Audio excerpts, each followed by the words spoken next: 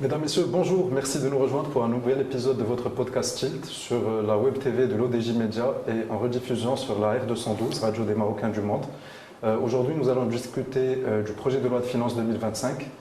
C'est le document ultime de l'année politique et la preuve éventuelle de l'exécution du programme gouvernemental. Si vous voulez bien, nous allons structurer cet épisode en trois parties. Nous allons commencer d'abord par les hypothèses et les prévisions du PLF.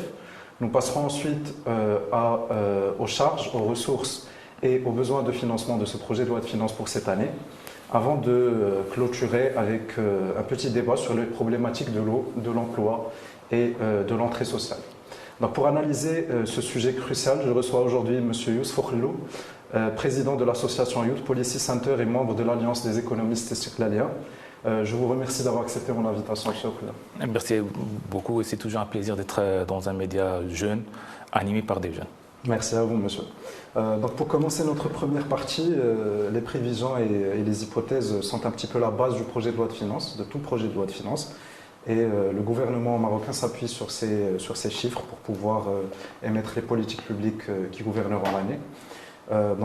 Sur cette partie, pour commencer, je voudrais d'abord vous parler un petit peu, ou vous demander de me parler un petit peu des hypothèses et des prévisions sur lesquelles repose le PLF de cette année 2025.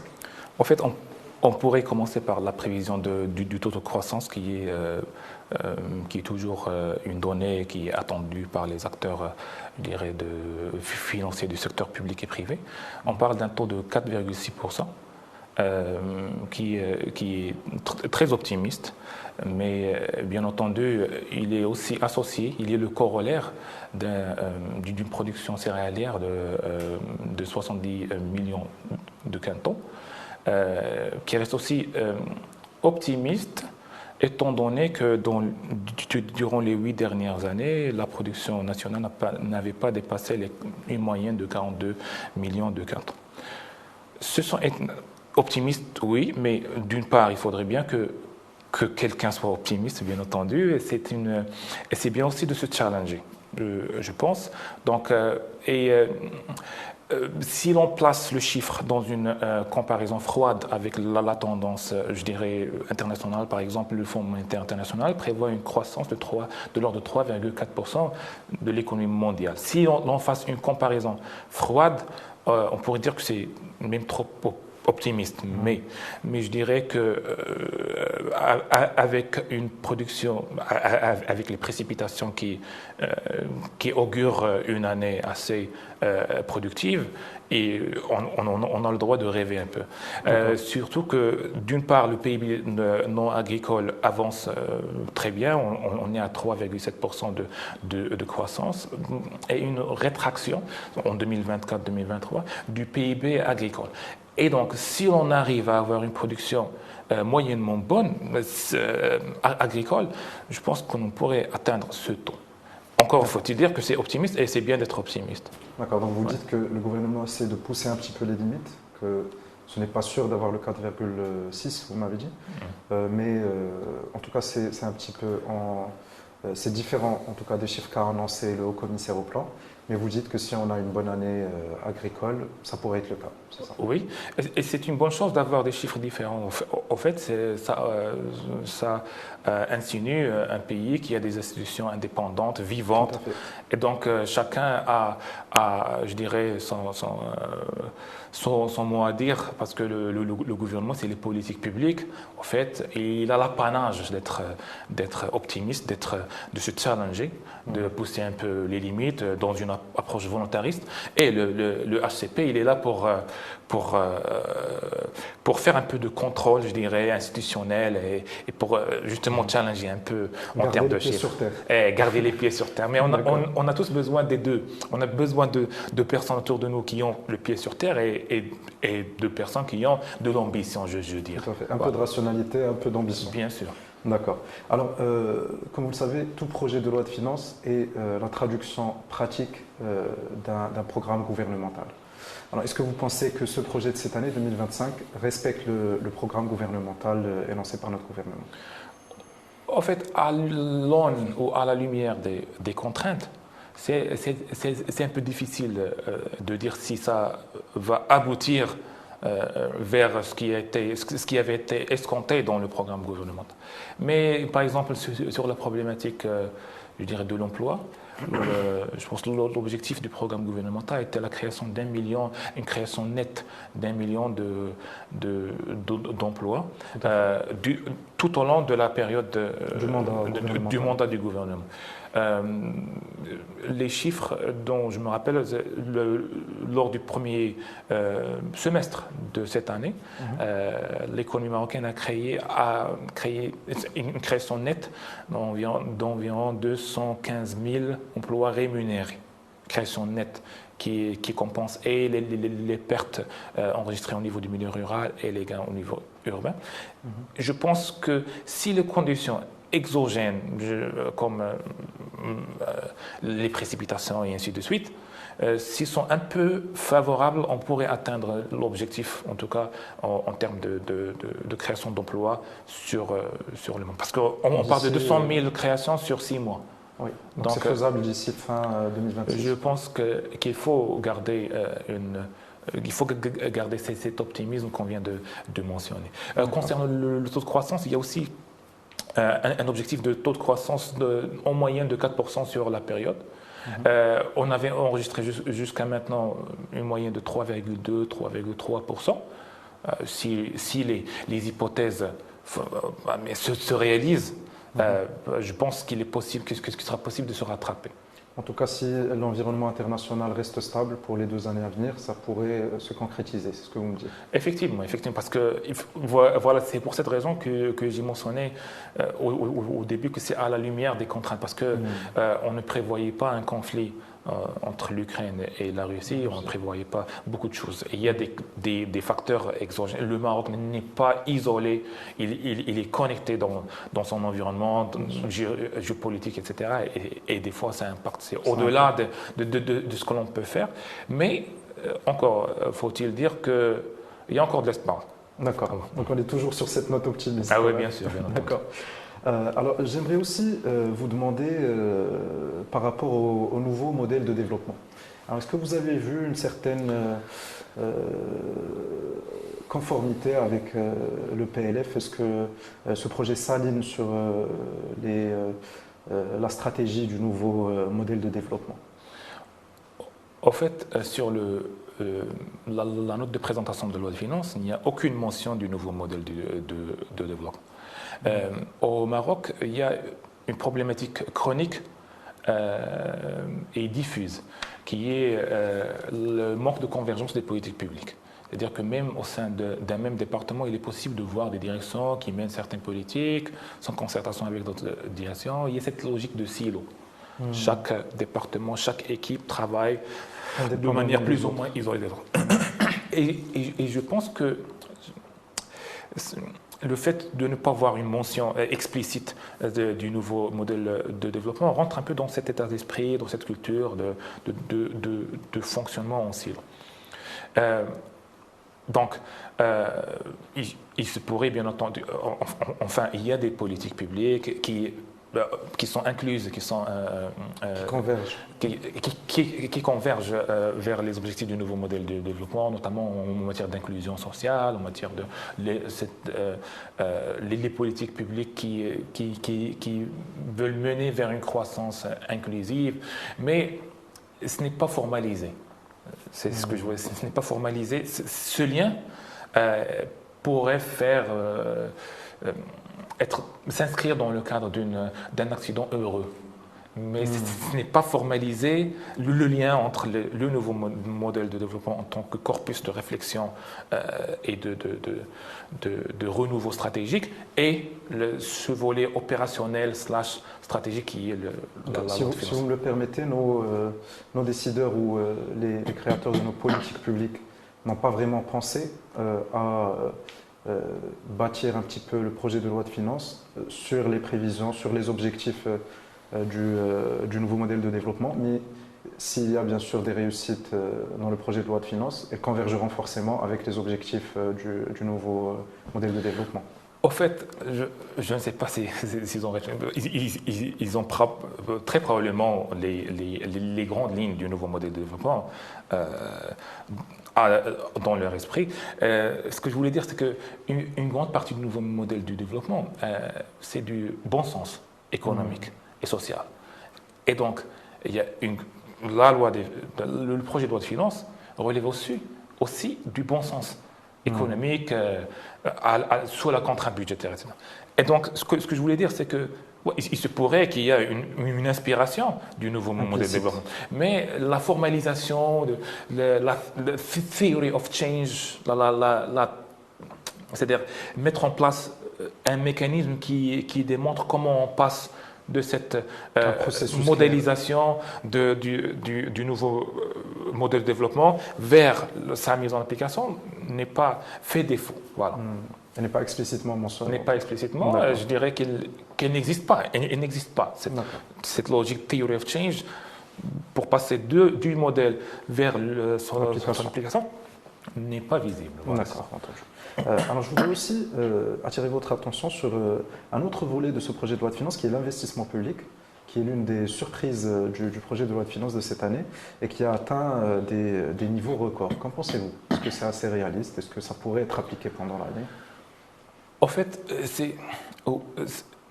bien que ce soit une surprise, c'est aussi, si on considère les grands chantiers dans lesquels le royaume s'est engagé, c'est aussi du bon sens économique d'avoir un grand effort d'investissement. Le montant dépasse les 300 milliards de dirhams si l'on considère le budget général, les établissements publics, l'ensemble des organismes publics.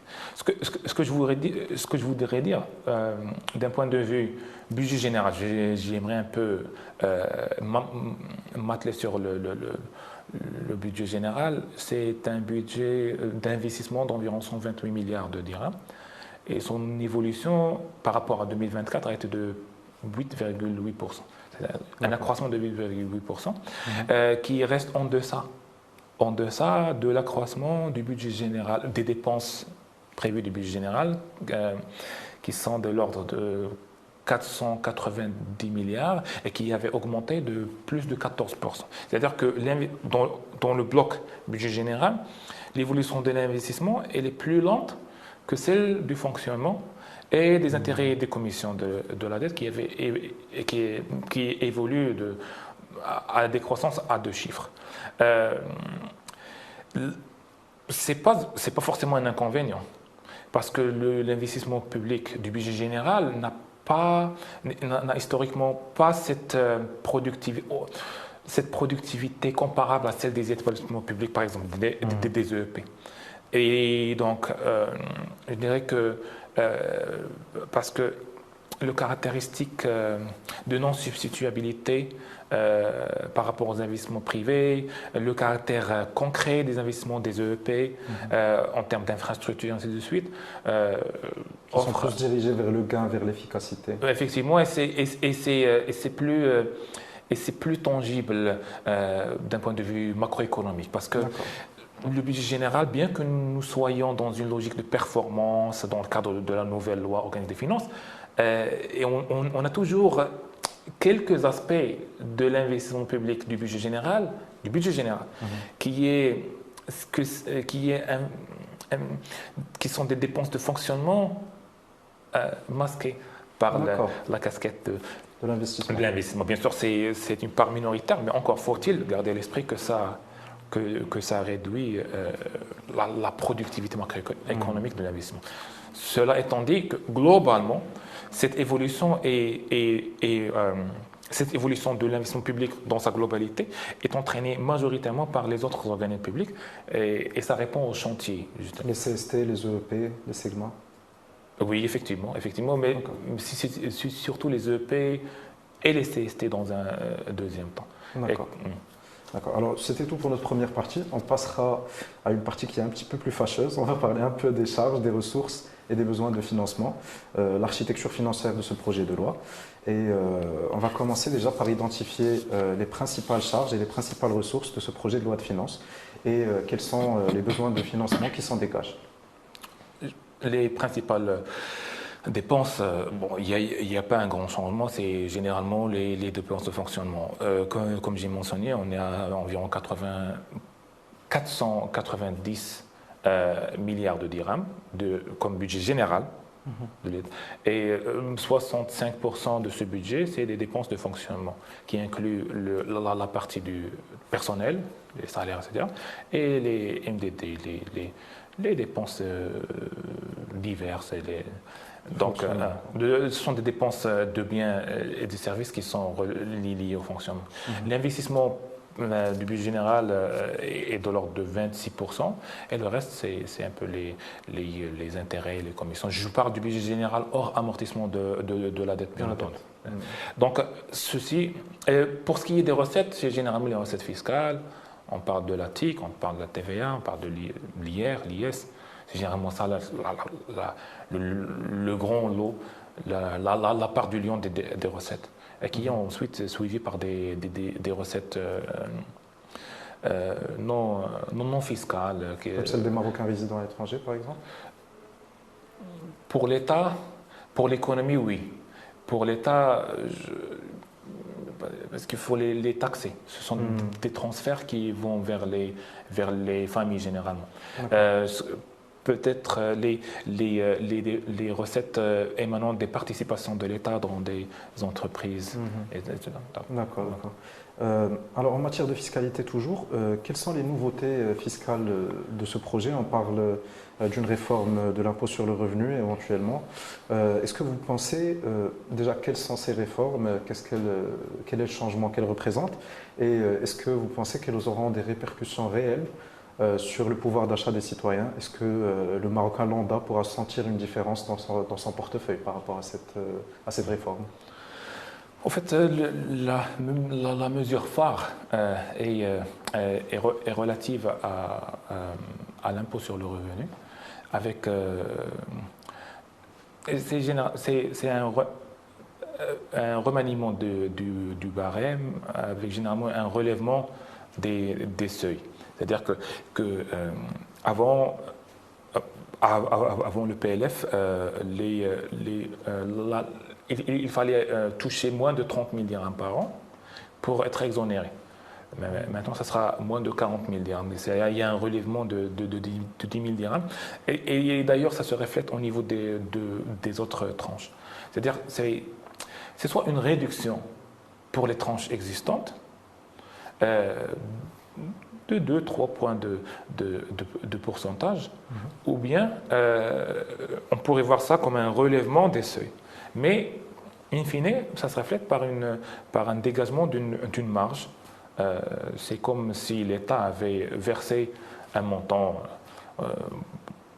quelques centaines de dirhams par mois aux salariés. Voilà. Mais est-ce que vous pensez que dans le climat de la hausse des prix que connaît le pays actuellement, est-ce que vous pensez que ça sera ressenti par nos concitoyens? Est-ce que c'est négligeable? En fait, c'est une augmentation d'un point de vue nominal. Il y a une augmentation, d'accord, du revenu. Mais d'un point de vue réel, c'est-à-dire si l'on considère les épisodes d'inflation que nous avons eus depuis 2022, ça sera difficile de dire que ça va compenser les pertes de pouvoir d'achat qui avaient été accumulées.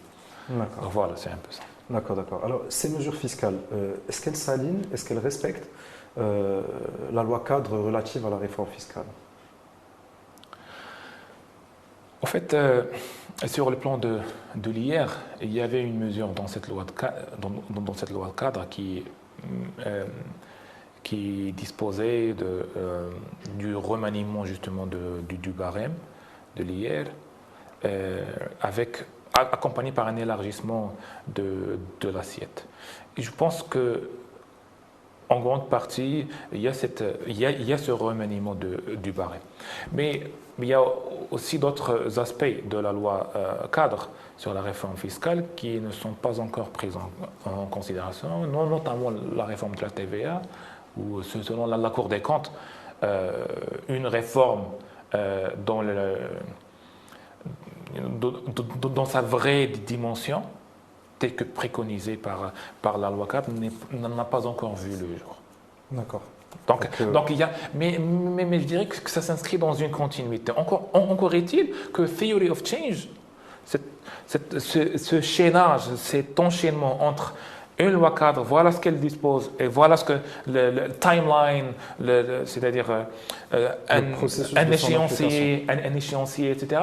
C'est pas quelque chose qu'on parle. C'est peut-être quelque chose qui est accessible aux décideurs, mais c'est quelque chose que la société civile, par exemple, n'a pas un regard. Donc on ne sait pas vraiment si c'est un problème de communication de l'information ou si ces theory of change dont vous me parlez pour la deuxième fois ne rentrent pas dans les comptes des dirigeants. On ne sait pas exactement. Ouais, au fait, theory of change, ça aide à voir le processus, bien sûr. Et lorsqu'on voit le processus, on est en train de communiquer efficacement. Mais pour répondre de façon courte à votre question initiale, ça répond partiellement aux dispositions de la loi cadre. Partiellement. Et c'est normal. On ne peut pas faire le changement, la réforme d'un coup. En une année. Et elle est progressive. Il y a eu des mesures qui avaient été prises pour l'IS durant les exercices passés. Il y a un caractère graduel. Et c'est logique. Une suite logique. C'est logique. Alors, on arrive au monstre de l'économie marocaine, qui est la dette publique, qui est encore une fois croissante. On est arrivé à peu près 71% de dette publique par rapport au PIB, c'est ça? Quelles sont les mesures envisagées par ce gouvernement pour assurer la soutenabilité à long terme de cette dette et de son remboursement? En fait, c'est vrai que la dette est une problématique chronique.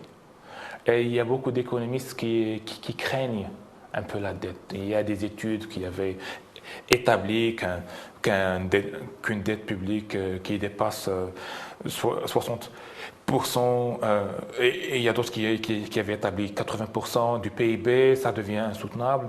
Mais ce que je dirais, la différence est ce que vous faites avec cet argent. Si c'est un endettement pour financer le fonctionnement, bien sûr, vous courez vers votre perte. Mais si c'est pour financer des chantiers qui peuvent générer des chantiers structurants, d'infrastructures, surtout que, comme vous savez, nous avons des échéances assez significatives avec la Coupe du Monde, avec plusieurs... il y a aussi un échéancier qui est assez lourd, qui est l'inclusion des citoyens, etc. Donc, qui dit inclusion des citoyens dit aussi une amélioration de la demande intérieure, qui dit aussi qu'il y a un effet économique. Donc, je dirais que tant que la dette publique, même si elle a dépassé 70%, tant que c'est pour des financements qui sont productifs, efficients, qui ont un impact économique à terme ou à vue, c'est bien. Mais je dois quand même souligner que ce n'est pas toujours le cas. C'est-à-dire qu'il y a une grande marge d'amélioration de la productivité, de l'investissement public. Et je parle d'investissement public parce que la majorité de la dette est adressée à l'investissement. Pour la soutenabilité, en fait, c'est une problématique qui est liée entre la croissance. Si on arrive à enregistrer un taux de croissance comme il a été hypothétisé, de 4,6%, on serait en mesure de garder une trajectoire de soutenabilité. Parce qu'en fait, c'est comparé entre les spreads, les taux d'intérêt moyen pondéré et le taux de croissance. Et il faut aussi admettre que durant la période inflationniste, les taux de rendement des bons de trésor et de la dette publique en général avaient augmenté de façon drastique. Bien que ça commence à redescendre. Donc, c'est très difficile en fait, mais je dirais que si le gouvernement maintient une approche productive des fonds qui sont à sa disposition, on va rester dans une trajectoire de soutenabilité. D'accord. Alors, une autre affaire qui fait peur aux Marocains et surtout à nos petites gens, c'est l'affaire de la caisse de compensation.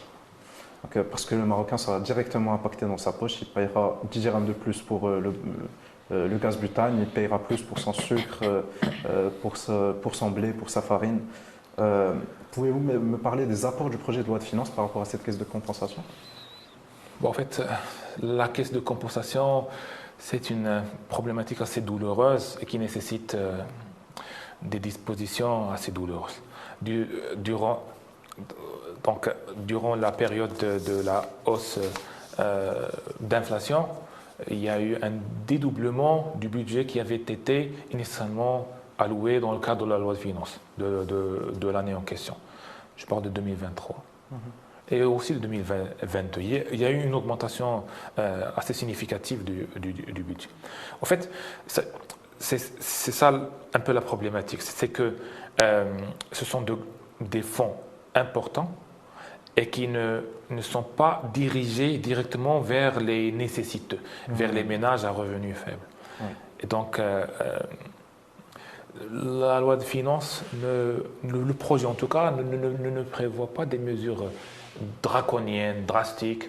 Il y a une petite baisse d'à peu près 3 milliards, de 12 à 9. Mais ce sont des ajustements et on espère que ça va être, parce que ça a été le cas, que, comme j'ai dit, il y avait un budget qui avait été prévu et vu les circonstances, la conjoncture économique, ça a été dédoublé, ça a plus que doublé.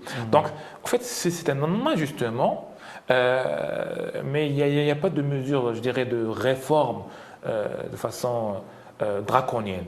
Je vois que le gouvernement progresse de manière graduelle parce qu'à un certain moment, d'un point de vue économique pur, il faut que ça soit réformé, il faut qu'on mette fin à une grande partie de la caisse de compensation dans sa configuration actuelle parce que c'est une... Elle n'est pas juste sociale. Elle n'est pas parce que ces fonds doivent être dirigés vers les ménages qui ont une propension marginale à consommer qui est élevée. Généralement, les ménages à revenus faibles. Ce qui fait que ça génère plus un effet de demande. Lorsque une partie de ces fonds est dirigée vers des ménages, je dirais, ou des entreprises qui vont opter pour l'épargne, ça ne fait pas bénéficier l'économie nationale. En effet. Donc, le bon sens économique, il y a le bon sens économique et il y a aussi le bon sens politique. Mais le bon sens économique dit qu'il faut réformer, mais qu'il faut la remplacer immédiatement avec un ciblage direct, avec des fonds suffisants pour que les gens puissent vivre en dignité. C'est ça l'enjeu. Il faut faire deux actions en même temps. Et bien sûr, le bon sens politique, il faut prendre en considération aussi la conjoncture, etc. Parce que les prix vont augmenter. C'est-à-dire, il y a, comme vous avez dit, il y a la farine, il y a beaucoup d'engrais, il y a le gaz de butane, dont les prix vont augmenter. Mais il faut qu'il y ait aussi une très bonne communication sur les mesures qui vont accompagner cette réforme. Il faut que ce soit une réforme équitable, c'est-à-dire qui est dirigée vers les gens qui en ont besoin. Et il faut que ça soit très bien communiqué.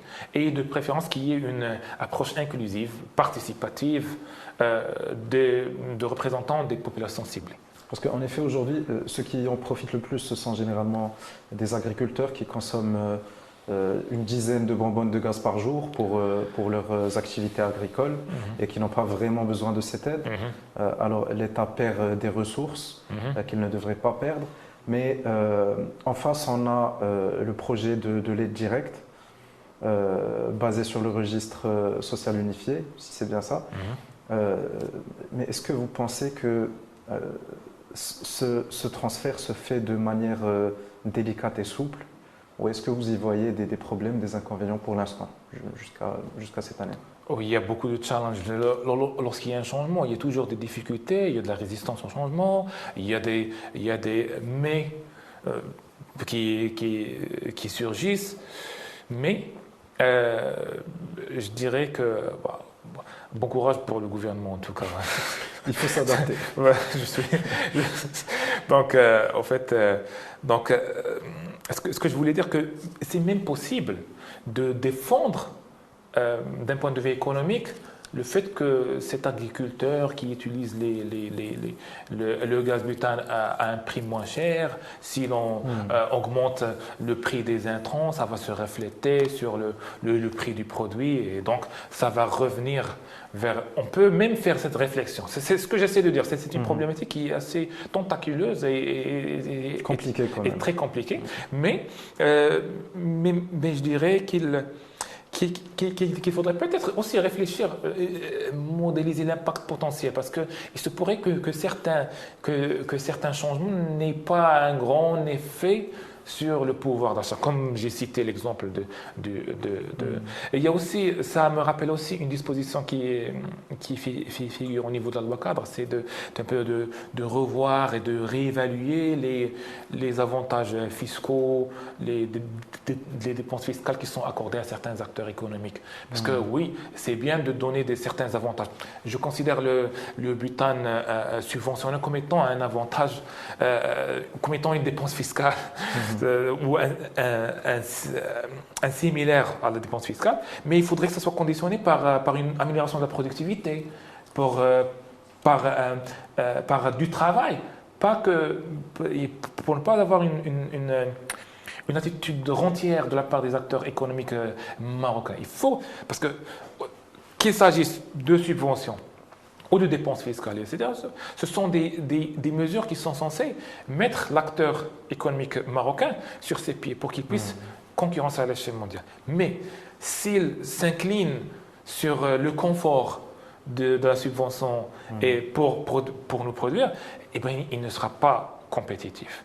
Et dans une logique de modèle de mélite, il sera écarté par la concurrence internationale. Si l'on est dans un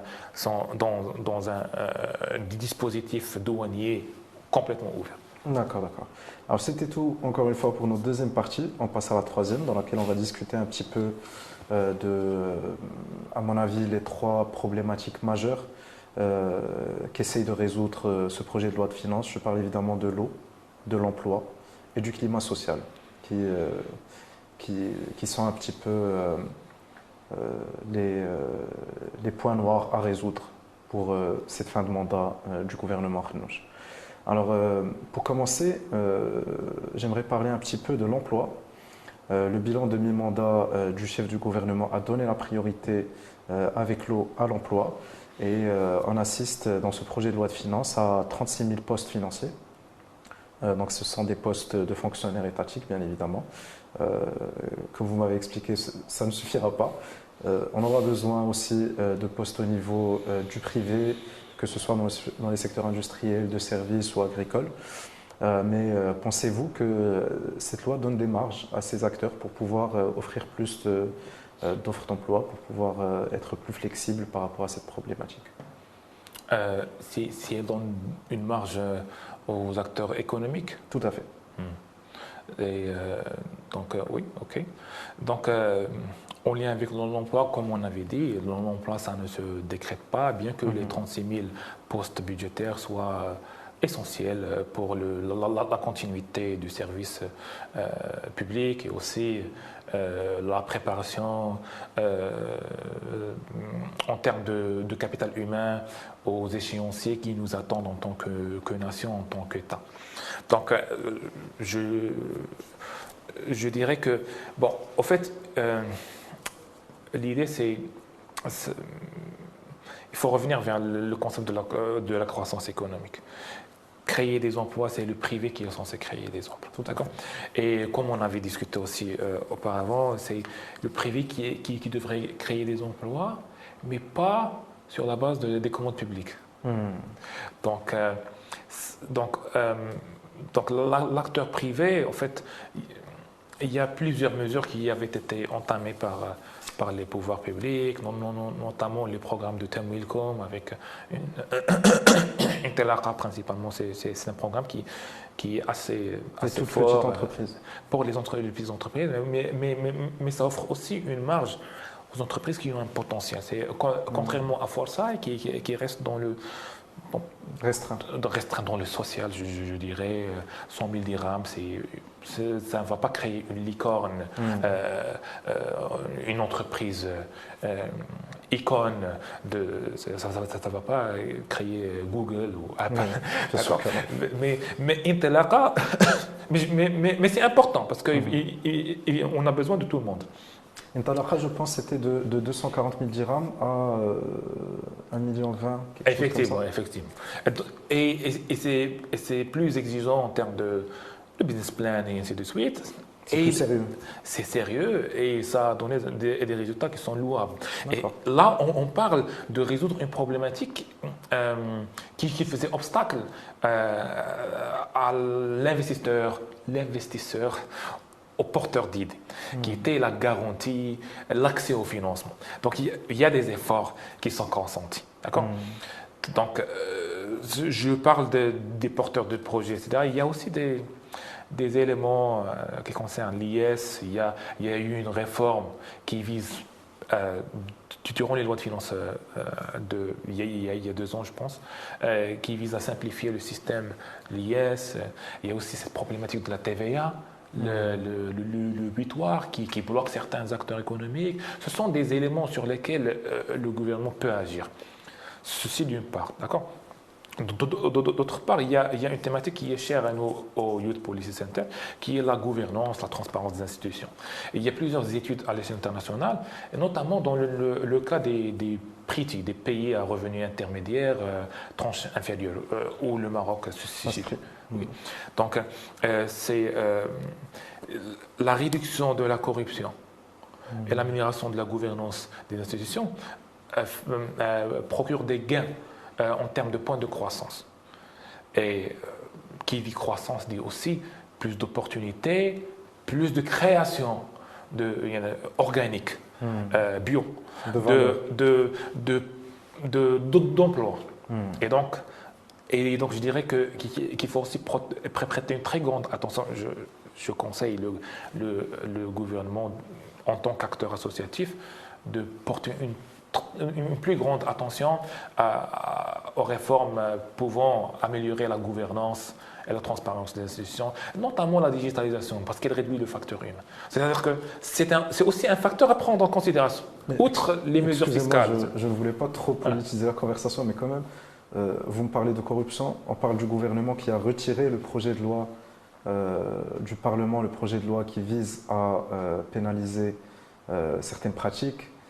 Est-ce que vous croyez que la volonté y est chez ce gouvernement? Le seul scénario où je dirais qu'il y a une volonté serait s'il dépose un projet de loi qui est encore plus strict. Plus solide. Plus solide. C'est le seul scénario. On va leur donner la marge de doute, mais time is ticking. Yes. Mais il ne reste que 18 mois. On va voir. Hein, on va voir. On verra. Alors, je passe à la deuxième problématique de cette année et des années qui sont passées. C'est une accumulation, ça devient de plus en plus sérieux. C'est la problématique de l'eau. Devons-nous considérer aujourd'hui que le Maroc est entré dans une phase critique de sécheresse? Je pense que oui. Il y a une succession d'années de sécheresse. Ça commence à devenir la norme. Ça va devenir la norme. Et lorsqu'on consulte les études scientifiques dans ce domaine, on constate que le Maroc, tout comme une grande partie de l'Espagne, sont dans une région semi-aride où les précipitations devraient diminuer si l'économie d'aujourd'hui continue à exister de la manière dont elle existe, c'est-à-dire émissions de CO2, etc. Donc il y a une réalité qui s'impose et qui nous impose de chercher des alternatives. Donc, en ce moment, on est dans une logique de rattrapage. Il y a de grands projets qui sont lancés d'ailleurs et qui sont vitaux. C'était vital. On parle de chantiers géants de dessalement des eaux de mer. Il y a aussi une revitalisation, je dirais, des stations d'épuration des eaux usées. Une revitalisation parce qu'il y a déjà plus de 150 stations, mais une grande partie n'était pas opérationnelle. Là, on est en train de les utiliser pour les besoins d'agriculture et ainsi de suite. Et il y a aussi, je parle d'un point de vue offre de l'eau, mais je voudrais aussi m'adresser du côté demande de l'eau, comportement des citoyens. Il y a un déficit incroyable en termes je dirais de sensibilisation et aussi de sanctions. À un certain moment, il faut adopter une approche coercitive assez ferme. Lorsqu'on parle de la majorité, plus de 80% des puits qui sont clandestins. Il y a une surexploitation de la nappe phréatique. Il y a déjà cette problématique de manque de précipitation. Mais sur ce point, vous ne pensez pas que... parce que si on zoome en arrière un petit peu, c'est les acteurs économiques, industriels qui consomment le plus, et surtout agricoles. Effectivement, ce n'est pas les citoyens. Les citoyens sont à peu près, je pense, 20% de la consommation de l'eau au Maroc. Je pense même moins.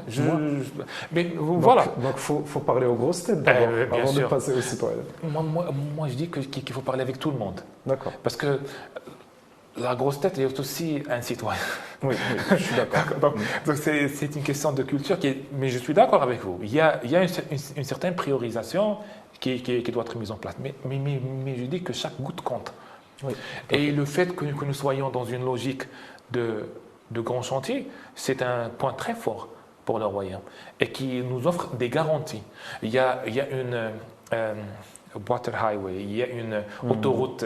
Donc, ce sont des chantiers qui relèvent des pays développés, qui étaient lancés durant cette année, c'est-à-dire dans un délai vraiment qui répond aux standards, plus que les standards, plus que la moyenne internationale. C'est-à-dire que nous avons le potentiel et nous avons la capacité. Et ça nous rassure que l'État commence à prendre le problème au sérieux. Bien sûr. Et vous savez, comme disait l'écrivain français, André Malraux, il y a deux qualités qui sont fondamentales chez l'humain. Le courage et la culture. Se lancer dans des chantiers de cette envergure, avec des financements pharaoniques et avec une grande volonté, ça relève du courage. C'est vrai. Et c'est très bien.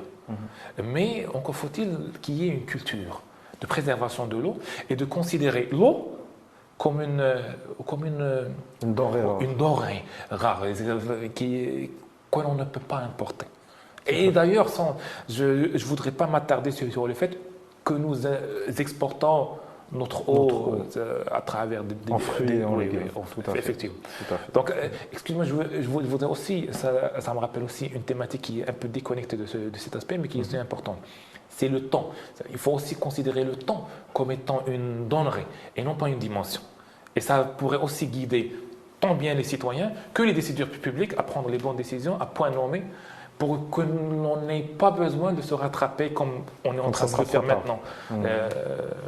Donc voilà, c'est ça. D'accord. C'était vraiment important et espérant que les politiques publiques soient assez suffisantes sur ce point de l'eau, parce que sinon, sans eau, il n'y a pas de vie. C'est clair. Alors, mon dernier point, c'est par rapport au climat des tensions sociales que nous connaissons. Une certaine morosité économique également qui commence à s'installer dans notre société. On parle aussi d'un ascenseur social qui est en panne. Il n'y a plus de mouvement, de fluidité économique au sein de notre société. Est-ce que vous pensez que ce nouveau projet de loi de finances pourrait permettre au gouvernement de rebondir sur ces points, de redonner espoir à la population, de sauver un petit peu ce qui peut être sauvé? Je pense que même si cela répond à tous les éléments que vous avez cités, ça serait insuffisant. C'est insuffisant mais comme on dit dans les maths, c'est une condition nécessaire et insuffisante. En fait, il y a deux problématiques qui sont structurelles, qui font qu'il y a des tensions sociales. Il y a d'une part, et c'est un volet important, il y a un manque de confiance. Il y a un climat de méfiance entre les institutions, entre les citoyens, entre les citoyens d'une part et le gouvernement et les institutions, les élus, etc. Et donc, c'est difficile de créer de la croissance et d'investir Quand tout le monde est sur sa garde. Quand il y a un climat de méfiance. Et donc, il y a aussi une difficulté pour certaines activités, d'un point de vue économique pur, comme le capital risque, etc., d'émerger dans une économie où il y a le social qui est dans la méfiance. La deuxième problématique est un peu le fait que la croissance économique au Maroc n'est malheureusement pas inclusive. Au moins, elle n'est pas aussi inclusive que l'on voudrait. Il y a une étude réalisée par la Banque mondiale, il y a un rapport qui est produit chaque année, il s'appelle Poverty and Shared Prosperity, la pauvreté et la prospérité partagée. Et il place notre région, la région MENA, dans la catégorie de pays où la croissance n'est pas inclusive. Et je vais vous dire comment. C'est-à-dire que lorsque l'économie enregistre un taux de croissance de 1%, par exemple, de 1, les ménages, les 40% des ménages qui ont un revenu bas, le plus bas, doivent enregistrer une croissance de plus de 1% pour se rattraper. Oui. Pour rattraper les autres classes. Fermer un petit peu l'écart. Effectivement. Malheureusement, dans la région en tout cas, les données ne concernent pas que le Maroc, il y a la région de l'Afrique du Nord et le Moyen-Orient. Mais il y a aussi d'autres rapports qui parlent de l'Afrique du Nord, en tout cas c'est le même constat, il y a 1% de croissance globale et environ 50 à 60%. 0,6%. C'est-à-dire que le plus on enregistre de croissance, le plus d'écart on crée. Oui. Et ça, c'est une problématique c'est les élites qui en profitent majoritairement. Je dirais, c'est les classes, les 60% les plus. Parce que ça inclut aussi un peu la classe moyenne, en tout cas les souches supérieures de la classe moyenne. En fait, ces problématiques alimentent le manque de confiance. C'est une problématique économique qui alimente le monde. Bon, il y a des mesures concrètes sous l'égide de Sa Majesté le Roi, notamment le registre. Il y a l'élargissement de la couverture sociale. Il y a des mesures qui visent justement l'inclusion, parce que en fait, il y a de la résistance au changement. Vous savez, même lorsqu'on construit le tram ici, il y a tout le monde qui râle. Même moi, je râle. Mais moi, je disais, oh là là, ça bloquait la circulation. D'accord.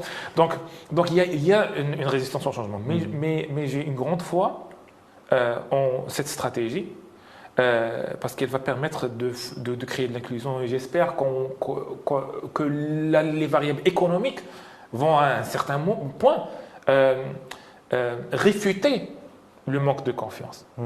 Mais aussi, faudrait-il voir des signaux de la part de la classe politique qui augurent, qui démontrent l'inclusion, notamment l'inclusion des jeunes et des femmes. Et je parle aussi, lorsque je dis jeunes et femmes, je parle notamment ceux qui sont dans le milieu rural. On a besoin de voir ça. Au niveau des politiques, des partis politiques. L'inclusion des jeunes, une vraie inclusion sur une approche win-win, ça pourrait aussi jouer. Je parle de l'économique et je parle du politique aussi. Ce sont des gestes qui peuvent être symboliques. Ils ne vont pas dépenser de l'argent. S'ils incluent plus de jeunes du milieu urbain, du milieu rural, éducatif. Ça peut être bénéfique pour les partis. Mais ça va être très bénéfique pour les partis parce qu'il faut regagner la confiance. Il le faut, c'est une priorité. Je pense que c'est une priorité qui est un peu en dessous de la problématique de l'eau. Parce que ça relève de notre survie. On a besoin de boire pour survivre, mais on a aussi besoin de confiance pour vivre ensemble. Tout à fait. Voilà. Tout à fait. Alors, Monsieur Youssef, je vous remercie infiniment pour votre temps, pour votre effort. J'ai une dernière petite question pour vous. Je pense que vous avez jeté un petit coup d'œil sur l'initiative de l'ODJ Média, sur l'IA interactive par rapport au projet de loi de finances, sur odj.ma/PLF 2025. Cette IA permet à nos concitoyens de poser des questions sur le projet de loi de finances, même proposer des amendements à ce projet. Qu'est-ce que vous en pensez de cette initiative ? Je pense que c'est une solution qui a été aussi développée en interne. Oui, tout à fait. Je pense que c'est une initiative qui est excellente et qui doit être généralisée. C'est un peu triste de voir que pas tous les citoyens ont accès, je dirais, à ou sont sensibilisés par rapport à l'existence de cette plateforme. Je pense que c'est une initiative qui est citoyenne, qui doit être adopté, enrichi, promu par les pouvoirs publics, et notamment le ministère des Finances. Tout à fait. Merci beaucoup encore une fois, Monsieur Okhlou. Je vous remercie pour votre temps et d'avoir accepté mon invitation. Merci à nos chers téléspectateurs pour nous avoir accompagnés jusqu'à la fin de cet épisode. Et je vous dis à bientôt dans un nouvel épisode de votre podcast Tilt. Passez une très bonne journée. Au revoir. معكم مامون أشرقي في البودكاست الجديد ديالكم تيلت على لو دي جي ميديا وعلى لا ويب راديو ار 212 لا ويب راديو دي ماروكان دو موند. يمكن لكم تلقاو كذلك على كاع منصات ديال لي بودكاست كو سو سوا سبوتيفاي ديزر ولا ابل بودكاست. ما تنساوش كذلك تتبعونا على مواقع التواصل الاجتماعي فيسبوك يوتيوب تيك توك.